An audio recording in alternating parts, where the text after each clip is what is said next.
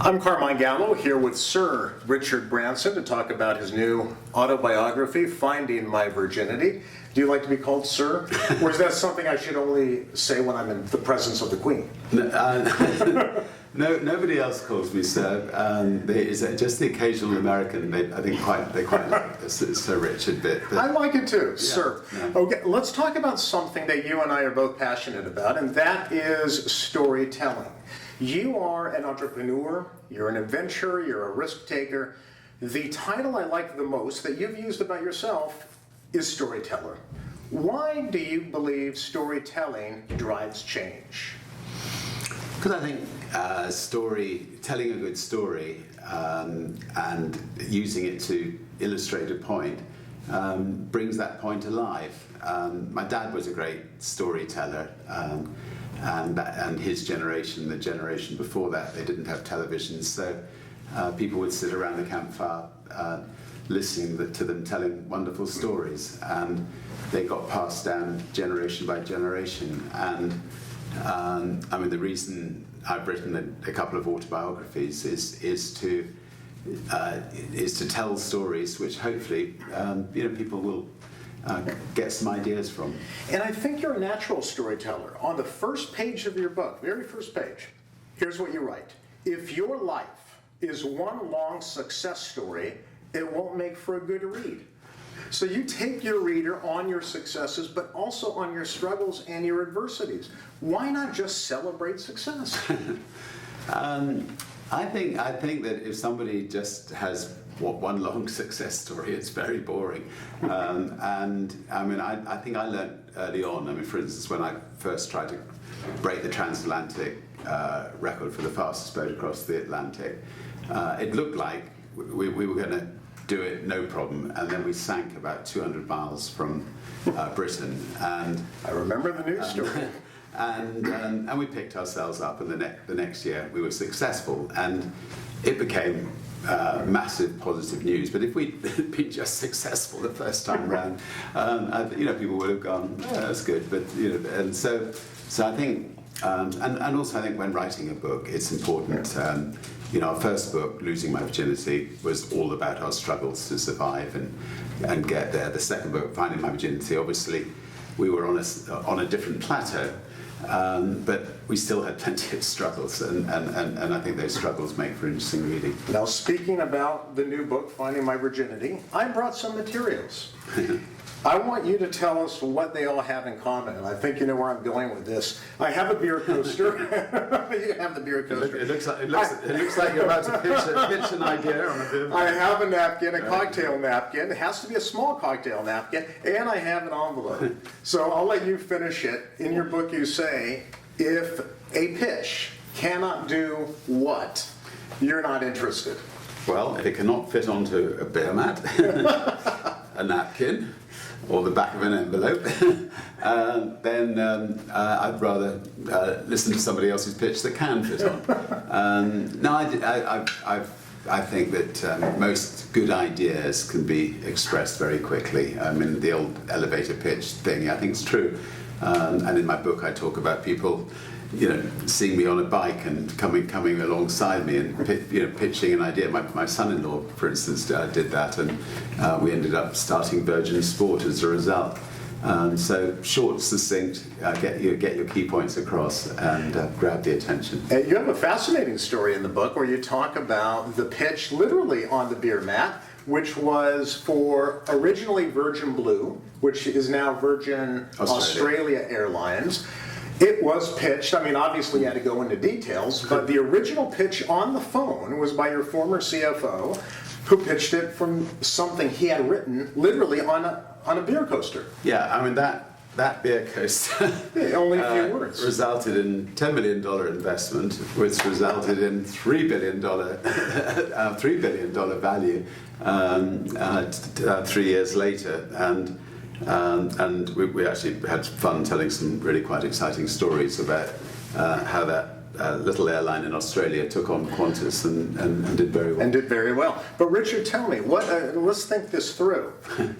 why the beer mat? Why the cocktail napkin? Why is it so important to get my idea across to you succinctly? Why not an 8x10? Why not a notebook, a pad, or a 20-slide PowerPoint? What is it about the napkin idea? Well, I suppose the beer mat may mean that at the same time I had a couple of drinks, so I was more receptive to the I was idea. looking for something deep. You're just more receptive. No, I think, for instance, PowerPoints, I just go to sleep, so, and feel that people should never, ever use PowerPoints. Pictures, yes, videos, yes, but PowerPoints, what you get is somebody goes, right, number one, now what I'd like to talk about, and it's all written up on the wall, and they follow the line, and then it's not storytelling, it's Right, the absolute opposite of storytelling, and it's so much better just to have tell people, have a direct eye-to-eye conversation with somebody. When you're in your book, you talk about the story with your daughter, Holly. So she graduated from St. Edward's and gave a speech to the whole school. I love this quote. You went to watch her, and you said, I went to see her make the speech and was amazed at how she already had become a better public speaker than her dad. I wept with pride. Public speaking and communication skills have always been a running theme throughout your blogs and your books. Yeah, this sounds strange, but when I was young, I was quite a shy lad, and a lot of people won't believe this, but it was true. My mum, I remember her saying, shyness is a form of selfishness. You just got to, and she would put me up on the stage in front of relatives who'd come and said, right, you perform, and you think of them, you don't think of yourself, and I think it was right. She sort of helped me overcome that shyness, and what I learned quite early on was that the best way of public speaking is to think that you're in the living room having a chat with a friend, and don't try to learn a speech off by heart, which I once made the mistake of doing, and that was a horrible experience. Try to make sure you're talking about something you know about, and do it in a very chatty way. And I think that then people will be interested, and they won't feel that they're being talked down to. I believe, and I feel very strongly about this, I believe that ideas are what I call the currency of the 21st century. We're only as valuable as the ideas we have to get across. Your ability to communicate persuasively is one of the single greatest skills that I believe set an entrepreneur or a business professional apart these days. Would you agree? Yeah, I would agree. I think that because I'm dyslexic, I simplify everything. I don't complicate. I don't complicate things. And Virgin, in all its businesses that we go into, we don't talk jargon. They have to pass the Richard test. If Richard understands it, they know the public will understand it. So, for instance, if in financial services, we of all people have a bank, and our rival financial service companies will use things like the bid-offer spread is 5%, which basically means they nick 5% of your money before you even start, which is maybe why they use these complicated jargon. But if it was a Virgin, we would say, this sounds ridiculously unfair, but we'll take 5% of your money before you start.